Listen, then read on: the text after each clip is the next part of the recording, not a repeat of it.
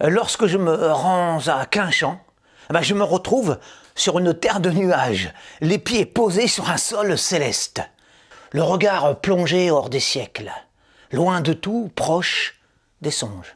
Ce village perdu dans des espaces sans fin et emporté par tous les vents et mon pèlerinage onirique, le sommet de mes plus humbles quêtes, le point culminant de mes jours simples, entre océan de verdure et ciel éblouissant.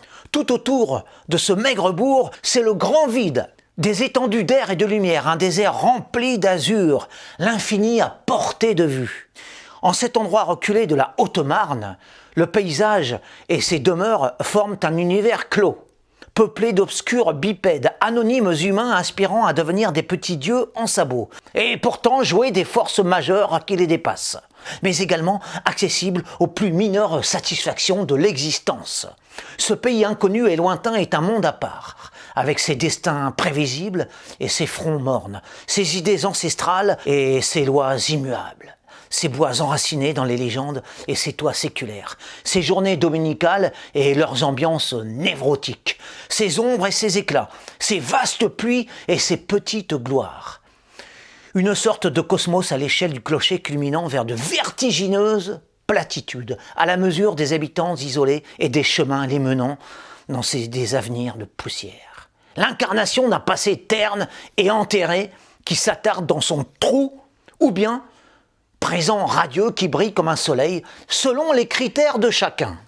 Le commencement du réel est toutes les richesses de la mort, la source de l'étonnement et le début de la vie. Bref, le néant absolu pour les blasés, la joie totale pour les éveillés. Mais je sais que là-bas, ce ne sont rien que des profondeurs qui allègent le cœur des hommes et bercent les oiseaux. C'est le jardin des rêveurs et le lieu d'ivresse de la gente plumée. Pour la plupart des visiteurs, on y trouve toutes les raisons de fuir.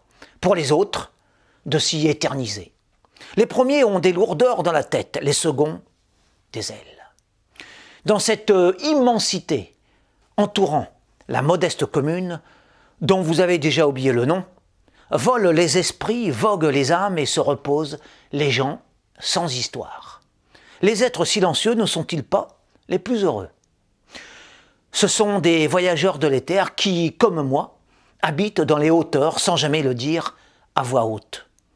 Ces choses-là, toutes en finesse, ne s'avouent qu'à mots couverts, tant elles se heurtent à l'incrédulité des lourdeaux que vous êtes peut-être.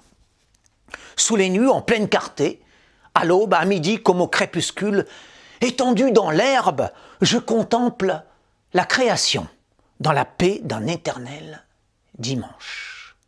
Et je ne suis plus qu'une flamme, les yeux dirigés vers des heures bleues et des horizons purs, à l'image de cette cité aux apparences anodines dont nul citadin n'a jamais entendu parler. Je crois que le vrai bonheur n'est jamais spectaculaire.